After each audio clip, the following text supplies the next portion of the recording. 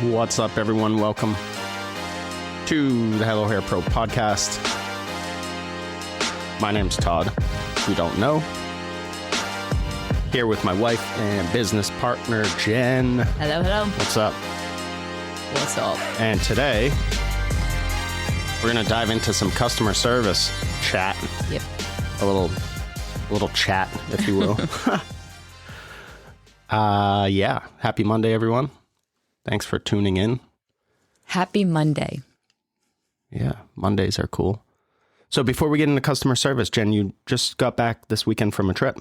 I did. Where'd you go? What'd you do? Who'd you see? Big trip. I went to Savannah, Georgia. It was gorgeous. Didn't really have much time to explore, but we'll get back for sure. But I went for a training. Evo, if most of you know, I work for them for a brand. I started that last year.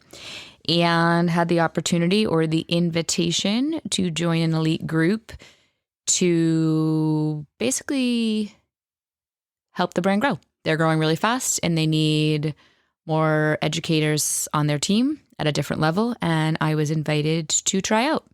So we'll see where it goes. Oh, that's cool. Yeah, kind of cool. Got to learn some cuts, colors, and styling for what they're foreshadowing for their higher level education for this year, and would be what they pretty much introduce into the market in 2024. So that was cool. Especially learned a really cool bob that I'm hoping to do in some peeps, some cool razor techniques, and some new color patterns for stuff. So really fun. Nice. Yeah, and hang with some really cool peeps. Get inspired. Very ready to get cool. back to the salon. Want to try some new stuff. Want to work on some stuff. I'm excited. I'm ready. All right. That's all I got. That's cool. Yeah. I did take a, what do you call that? A haunted mansion tour, haunted tour. I don't even think we talked about that. How was it? It was cool. It was really cool. The guy that was telling the Is stories. it scary or are you just walking through like There are, so like they have a hearse tour, like where you ride around in a hearse. For what? What's the point of it? I guess to make it more scary. I guess there are scarier tours. This one was kind of funny and scary. This one was more like, here's the history and the people that died in these buildings. And like people say that they see them when they stay in these hotels. But nothing weird? I wasn't scary. I do not like scary stuff and I didn't feel scared. No like opening, closing doors with nobody there? Nothing crazy. Shadowy figures down the hallway? Pretty much told the stories outside and then you went into the bar at the bottom of the restaurant and there was a signature shot they had like to remember the person or something. I don't really know. I'm not a shot person, but I sipped a few to try it, whatever. It was cool. But it was just fun. It was a fun group outing and it was neat to listen to some history. So, Oh, that's cool. yeah, very cool. The hotel we stayed in was beautiful and had just like a cool vibe with really cool artwork. Cool, dude. Yeah, fun stuff. And now I'm back. You're back and here we are. Here we are. And so let's dive into this a little bit. Customer service. Let's. So why is this important? Why is customer service important? From a business aspect, you need customers to survive, right? Yeah, and you need them to come back in so your business survives. Uh-huh. What's happening here? My computer decided to just reload itself. Oh, lovely. A page reloaded. Here we go. All right, we're back. So, yeah, customer service is super important for business owners, but also anybody that's listening that's like a hair pro. If you're doing hair behind a chair, you need customer service skills. You need to understand. And there's two sides to this. So we hear a lot, I think, about what we'll refer to as like the art of customer service. Yeah. Those skills. And we'll dive into those, like how you talk to people, communicating, stuff like that. But there's also the science side. Mm-hmm. The logistical side. And we thought we should touch on that too. So I guess the first thing we can talk about, and I just sort of have some notes and we can just roll through like we normally do, but is you got to understand customer needs and preferences. Mm-hmm.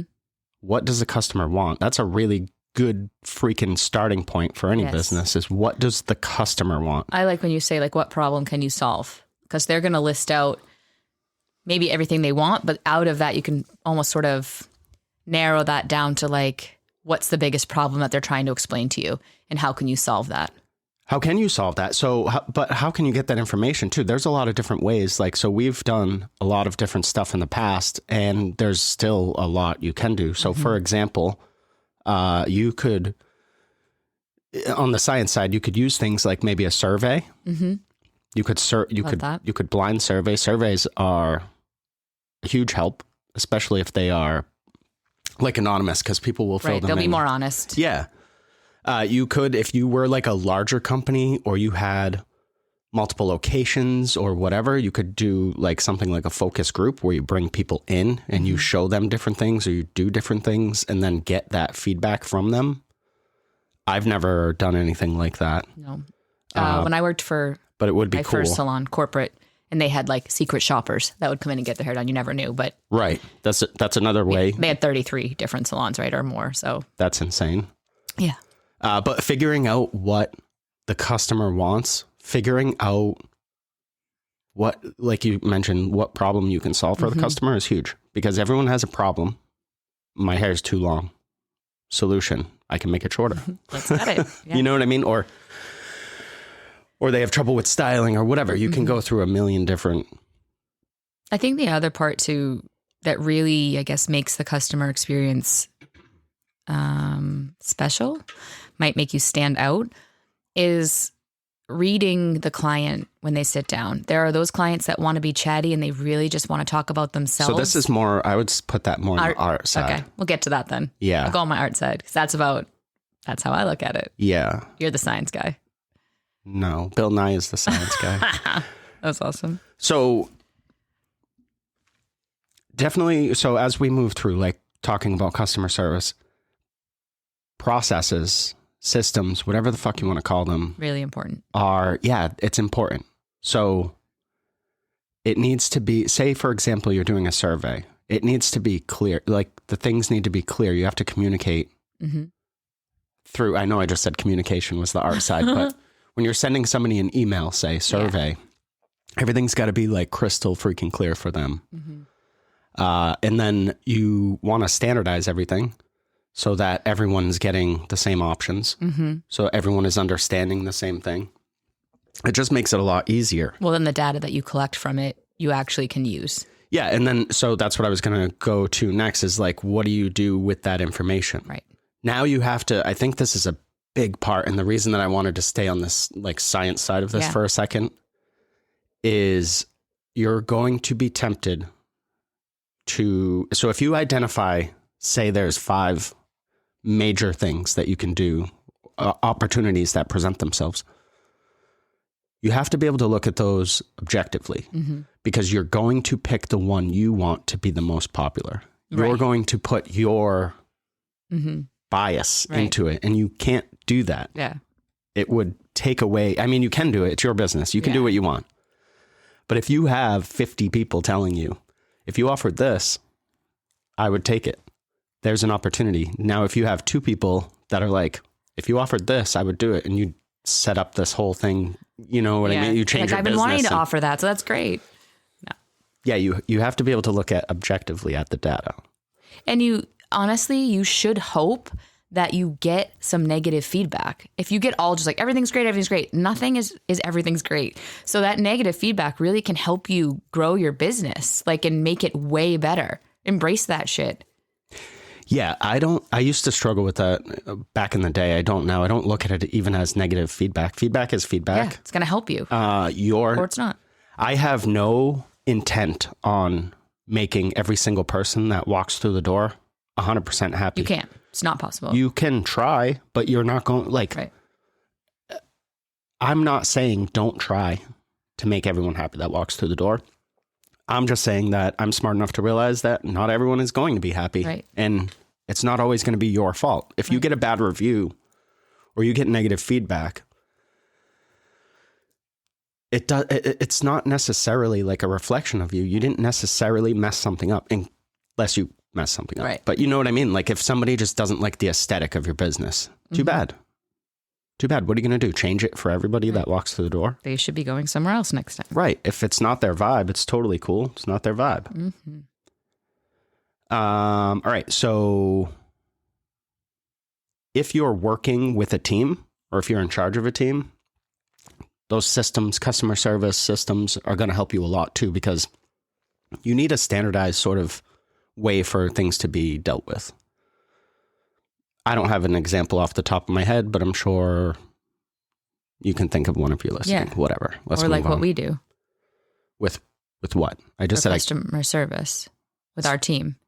We have a policy. So like a new client, we know that I said I couldn't think of one, and then you're sitting there. I'm watching. I think I blacked out. I went back to Savannah. Oh, jeez. No, just kidding. So with our team, our system in place is every new client, when they walk in, they get a tour. We want like them, that, like an initial. We want them to know where the bathroom is. We want them to know that we have a barber area, other services. Just get the flow and the feel, the vibe of the place, where they'll be sitting today, blah, blah, blah. So that's just sort of one of the things that's standardized, because we have, there's 9 of us, and Todd and I really want to make sure that, the clients have that same flow. You don't want a new client to come in and be like, my friend came here and she got a tour and I didn't, or where's your bathroom? Like, you want them to feel as comfortable as possible. So it's really important that, they have that experience. When clients get a shampoo, we want their feet up, unless the client doesn't want to, but otherwise their feet are going up for every service. And these are just things that we do in our salon. So we're all on the same page. We can all be different, but we're all on the same page with these systems that are really important to Hello and the standard that we want to give for the customer service. Perfect. That was a great example. Thank you. My brain was not working there. I'm like, I can't think of an example off the top of my head. And you're like, yeah. I was just in la la. Yeah, you can. No, Jen, I just told you I couldn't help me out here. I did. Awesome. I came around. So the science side, you can go as deep as you want. Look at demographics and psychographics and analyze your community and dive deep into that stuff, because there's a lot of insight, and some of it you won't use, and much of it you will. And maybe it just inspires you to look at your business or your offering services in a different way. Yeah. That's all. You don't have to make major changes. You could do what we do, which is I always recommend people sort of nudge things how can I push this where it's not completely destroyed? You don't want to completely blow something up unless it's not working at all, and then go for it. But it's important to understand that. And now we'll dive into the art side, which I think is more common for people to focus on, even though it's only half of the equation. Right. So, I think I will say on the science side, when you talk about the surveys and maybe looking at demographics and that kind of stuff, I don't know. I definitely probably play on the art side more, but those things are, when you have that data, you can now kind of go into your creative side of your customer service to apply that. So that's where the balance comes in. You do need to have your data. Well, I wouldn't, there's a lot of creativity that can go into this, what we're calling the science side. Yeah. For sure. For sure. I mean, it'd be fun to put it together. If you were surveying your clientele, the way you form your questions, the way, you know what I mean? There's a lot that you can dive into. Probably should have, there's psychiatrists or psychologists or whatever that study this stuff. It would be cool to talk to somebody about creating a questionnaire or something. It's really interesting. There's a company that does marketing, and they use, I forget what it's called, but they use surveys. It's super survey heavy. And that's how they market. All right, so let's dive into the art. So this is definitely your wheelhouse. So this is where you're building rapport, you're establishing personal connections, you're really important getting to know your customers. Talk about that. So this is where I truly believe you get the long-term relationship with the clients that you want to keep, those that you really enjoy their company while doing their hair. This is where that magic happens and you build a really strong clientele. So what I was starting to say before, because, I'm like, look, a bird. Now I dial myself back in. It's all good. We could have talked about it then. Keep it organized.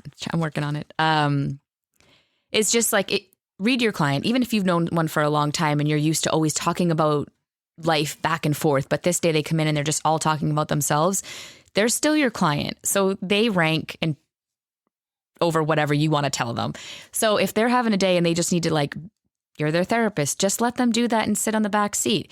If there's a client that's just, you can tell really needs to chill, is reading their book or something, let them read their book.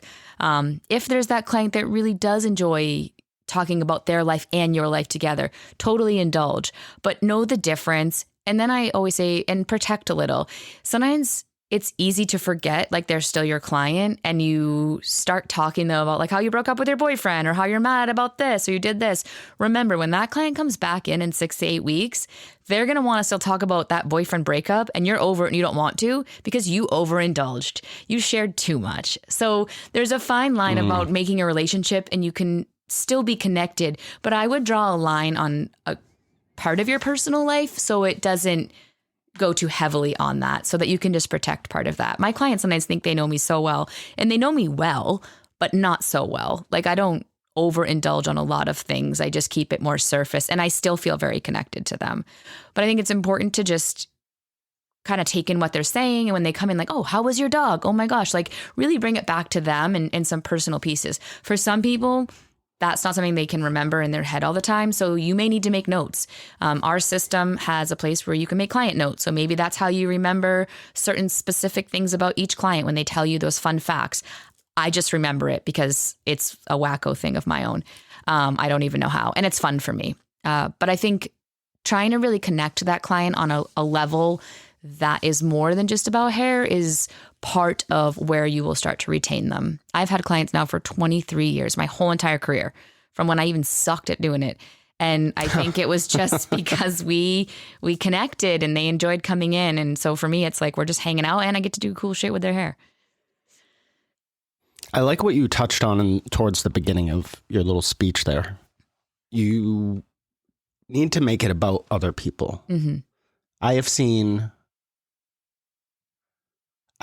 people that definitely overshare mm-hmm. to where the client is like, what is happening? Mm-hmm.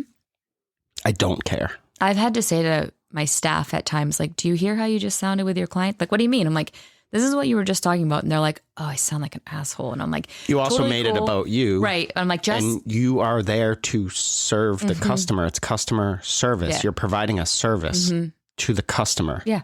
It's about the customer every time, all the time. I never forget that. Like, I think in this industry, and I don't want to be mean, but there's just a lot of ego where it's like, I'm a hair pro. I went to school. I did this. And it's like, no one cares. And if you want to feel like the way you treat your clients, go get a service done somewhere else. Find someone to treat you that way. Right. I encourage people to go get services at other salons or just go out in other businesses, because if you have a bad experience, think about what you're doing when you give your experiences, and that can level you up there too. If you have a great experience, oh, am I delivering that when I'm behind the chair? Like, you can level it up that way.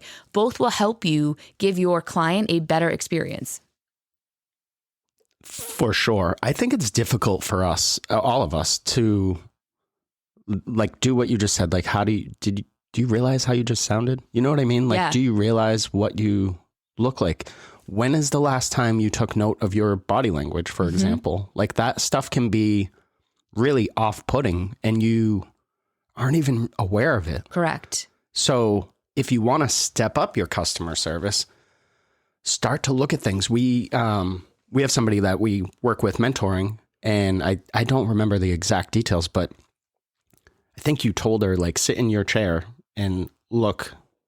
See what the client see what the client sees. Because the perspective is and different. She was like, this was messy over here, and they could see this. I didn't realize, because where you're standing is different than obviously where they're sitting. Mm-hmm. So she was able to get some feedback by just sitting in her chair. Yeah. And taking a look around. She could level up from just sitting in her chair. Looking. I've said before to staff, like, say they come in and they're just dressed like they just came from the gym. We'll say that. And they'll say to me, well, I have no clients today. I'm like, okay. So that's why. Let's just say a new client comes in and sits in your chair. You feel comfortable in what you have on? And they're like, no, not at all. I'm like, every day you need to show up as if you've got, if that's what inspires you, a new client sitting in your chair, and your first initial, like, what they first see you, because you're going to be judged. It's just how it is. That initial reaction, you want them to look at you and be like, wow, she's cool. Like, whatever that is. And even if they're not your vibe, like, wow, she's dressed nice, or I like her hair. Like, it is important. And it starts from that. That's the initial, like, meeting. They're like, oh, that girl, all right, she's doing my hair. This is a really cool thing. I've had a stylist recently. I was so proud. She came in, she did her first client. She looked amazing. She was just having a day. And she looked at me, she's like, I'm going to run home before my next client. I'm like, okay, what's up? And she's like, I do not love what I have on today, and it's just not making me feel confident. And I'm like, okay, you look great, but if you want to go change, but that meant she was leveling up for the rest of her day. Like she needed to change that to be present and confident for her clients. And I was proud of that. Yeah, that's cool. So another sort of aspect to this, the art of customer service here, is the communication. Mm-hmm. And a big part of it is the listening. Huge. So stop talking and listen. Yeah, I've seen this during, it can happen at any stage, but like during consultations, you can see like that a stylist already has something like worked out in their head. I used to see it a lot with like somebody would show you a picture and be like, what, like they try to like formulate before the person is even coming in. Mm-hmm. And I'm like, you need to do a consultation. How would you ever? Yeah. You can't you can't do what you're trying to do. It's not going to work. Right. And then where I was going in a roundabout sort of way is that when you truly start to listen, there's going to be these undertones because we're human beings, and somebody, like you keep saying that, like maybe somebody's having a day. Well, maybe they're not, but maybe they're coming across as frustrated and you're like, this person fucking hates me. They might not. Mm-hmm. They might be frustrated subconsciously or consciously with themselves because they know what they want, but they don't have the language to say it, or they couldn't find the right picture or whatever. And it's coming across as a little bit of frustration. Think about when you're in a grocery store and you're looking for something. After a couple of aisles of looking for something, how like happy are you to be looking for something? So you get a little frustrated, but it's like you're not, when you ask the next person, you say, hey, do you know where the mustard is or whatever you're looking for? I don't know why mustard popped in my head. I like mustard. I do too. But with carrots. Super weird. That's the weirdest thing. It's so good. I don't think I've ever tried it. Carrots and mustard, yellow mustard are fire. Try it. Please. Weird. Let me know what you think. You just use the word fire. Because it is. It's so good. Yeah. Sorry. I digress. Yep. It's my travel brain. Don't talk like that ever again. I mean, go back to your like little friends if you want to talk about fire. What's next? Slaps? Slaps? Yeah. What's that? Like something slaps. It's cool. Ooh. You're cool. You got a text? No, it was like an update thing. Anyways, we're going way off topic. Sorry. Anyways, you're searching for the mustard. Nothing to do with carrots, even though Jen would say that carrots and mustard slaps. Okay, got it. Got it? Makes sense? Yeah, get it. So where were we? Oh, like the negative or perceived negative, like undertones, I guess, that might come out. Not necessarily toward you, although sometimes it is. So if somebody gives you a criticism and it's directed right at you, they're like, hey, you could use more pressure when you shampoo my hair. That's somebody telling you you're not using enough pressure. That's someone telling you that you could do a better job. Mm-hmm. Instead of getting frustrated, take that feedback and do a better job. Mm-hmm. And I would look at that as there you go. They're giving you an opinion, or they're giving you what they want, but they're telling you because they want to come back to you. Like that's something that you can level up the experience because they want to keep coming in, right? But you need to give more pressure. It's so easy to focus on. I don't know why that just popped into my head. But it's a good one. We actually coach in our salon, like especially when you're shampooing somebody new, like how is the pressure? So that allows that client to immediately give you feedback without even having to feel bad about it. But if you're getting feedback from your client that's not like, oh, you're amazing, it's something that makes you feel like they're saying something negative.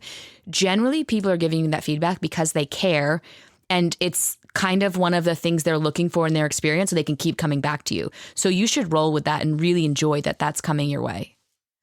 Yeah. Any information you can get from a client is good information, unless it's false. Mm-hmm. And that happens too. You have to be careful there, especially I think when you're early on in your career and you get a lot of friends and family telling you how fucking amazing you are.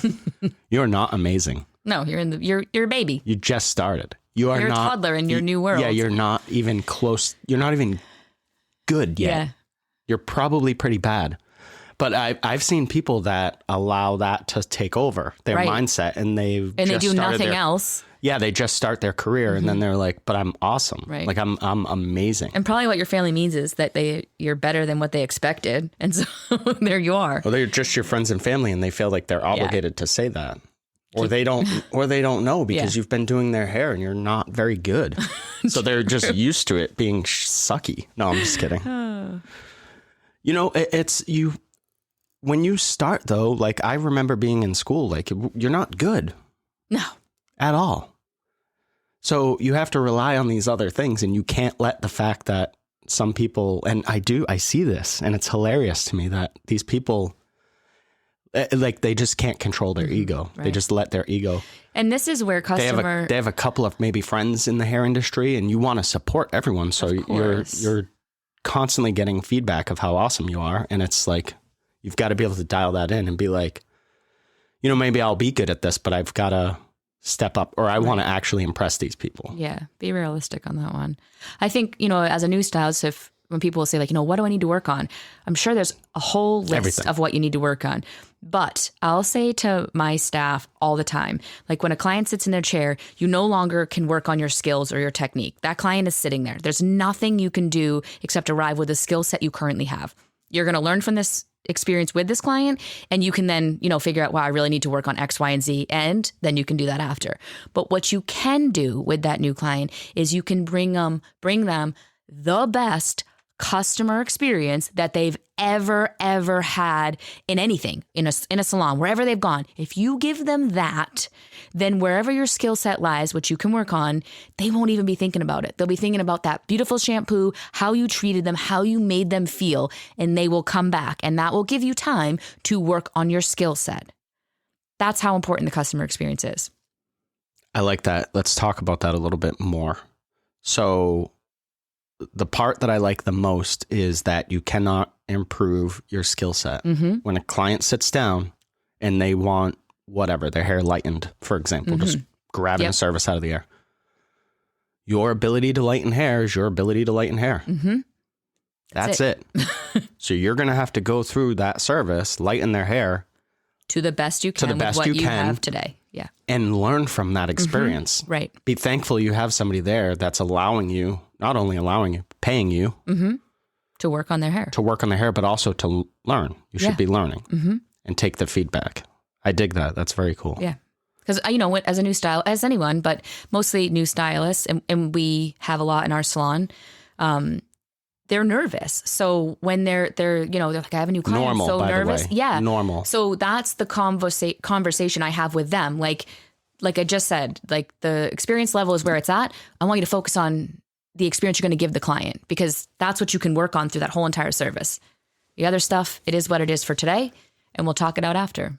The other part of that too that I really like is that you were talking about, I forget what word you used, but like the customer service, you want to be memorable. Yes. Is where I was coming back around to. You want to stand out. You want to be different. And sometimes it's through, just like you said, an outfit. Yeah. Right. Whatever you have to do to, I guess, step up your game. And I'm not going to give examples because I can't think of examples today. Well, so I'll give you a few.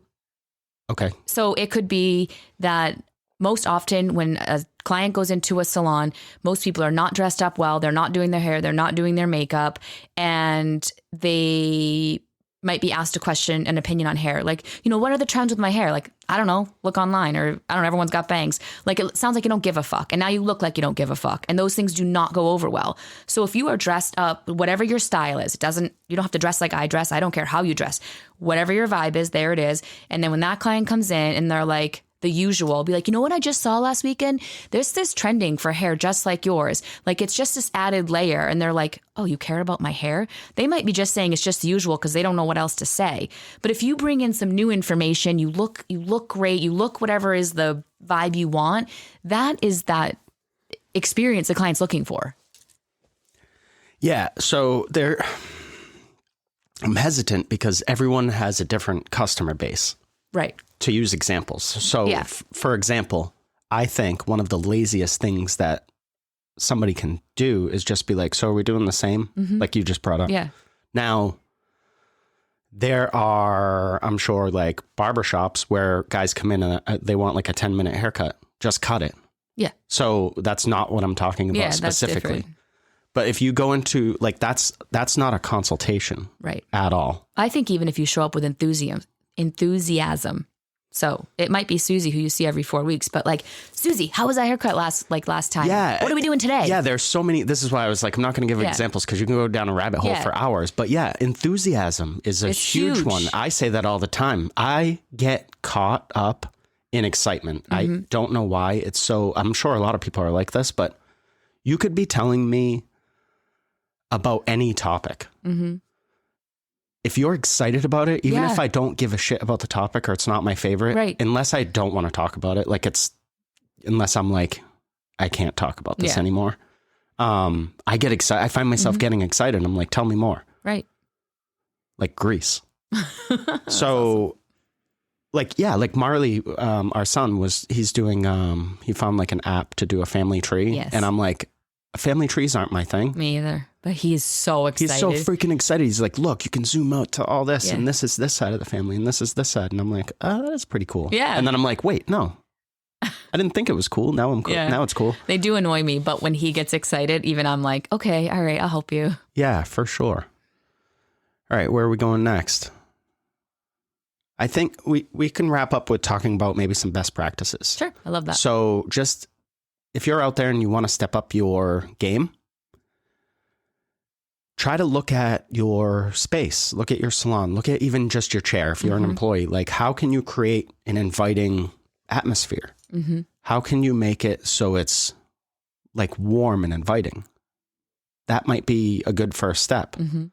You can ask, like we touched on in the beginning, you can ask clients. You could also just sit down and look. It's really difficult, but you could walk through the door as a customer. Or like you say all the time, go to another salon and have a service and just be a customer. Don't tell them you do hair. Don't go to your friend's salon. Go to a salon 2 towns over you've never been to. Book an appointment. Just get a blow dry or something. You don't have to have them color your hair or whatever. But just go get something and be a client and take what you can out of that. Good, bad, indifferent. Something. A lot of times you'll go to a place and this goes back to the memorable, non-memorable. Yeah. How's the right way to say it? Non-memorable. Yeah, I guess so. Forgettable. So, but you'll be like, I'll ask you, how was your experience at whatever? And you're like, meh. Yeah. Like not bad. Just not to the standard of what I prefer. They were just blah. Like, you didn't get any, there was nothing extra going on. Then I'm on to the next. Yeah. Yeah. So you move on. But because if you can have that spark or that spice, like that is where even if they didn't, maybe you didn't give them the best haircut, sparky spice, but the experience was wonderful, they're going to try you again. Yeah. And that's where in between that haircut and the next one they come in, now you know what you have to work on. Because if you're like, that was a challenging haircut. Well, in the next 4 weeks before they come back in, because you had the best customer experience, 4 weeks to work on that haircut to make it even better. And then now they're your client. Yeah. Some other stuff you could do too is look at like the cleanliness of your salon. Now, your salon should be clean. Yeah. But it also should be like organized. And one of my pet peeves is things on the floor. And it comes from working in restaurants. Someone drops a fork on the floor, you go pick that shit up. Right. You do not leave that on the floor. There's times where you don't notice, but it drives me insane if somebody drops something and just carries on. And I've even seen people that are kicking stuff around. And I'm like, how are you not noticing that? Or noticing and you just don't care at all. But the biggest thing is it looks professional for your clients. Like if you drop something, you pick it up. So I sometimes will sweep in the middle of a service, like just grab a broom, get the hair out of like off the floor. It looks nicer. Agreed. Do I do it every single time? No, but a lot of time I do. Or if I have somebody sitting with like a treatment in the sink area, I go back to my station and clean it up a bit. Yeah, for sure. Right. I'm not going to sit in the break room. Correct. Because customer service. Customer service. Because customer service. You talked about trends and stuff too, and staying on top of that, educating yourself. And that's all cool. And we've talked about this a lot, and we can we can move through this quickly, but oftentimes you see this accumulation of knowledge, but you never really, there's, like you said, there's no spice. You're not bringing it back to your clients. Yeah. So you took a class at a salon and you learned a haircut and you're never going to do it. No, but what was the point of doing that? You know what I mean? Because a lot of times I will say haircuts are super specific and you may never do it. Right. No. I get it. Yeah, I'm just saying. But you can take something out of it. That mindset. Yeah. You just say to your client, like, I went to a class, I learned this haircut. There's a technique I want to try on your bangs today. Like, you're going to freaking love it. And they're like, yeah, I'm going to love it. 'Cause you just told me. Like, instead of just like doing a new technique and not telling them, like, you need to get them excited with you because they will be. They want to know. They're going to tell all their friends. I got this new technique on my bangs. Look at them. For sure. And I think, again, just not to harp on it, but we can wrap up on this if you want, but just encouraging that customer feedback. Mm-hmm. Yes. And you can encourage customer feedback by just having conversations with your customer. You don't have, or your client, you don't have to say like, hey, I'm trying to up my customer service. What can I do? Right. You could do that. Yeah. That's fine too. Or you could just communicate with them. Yeah. Hey, you could even ask them what they like. How'd you, like, I always, when somebody walks in, a new client, I always ask, how'd you find us? Right, me too. One, for marketing purposes so that we can dial stuff in. Mm-hmm.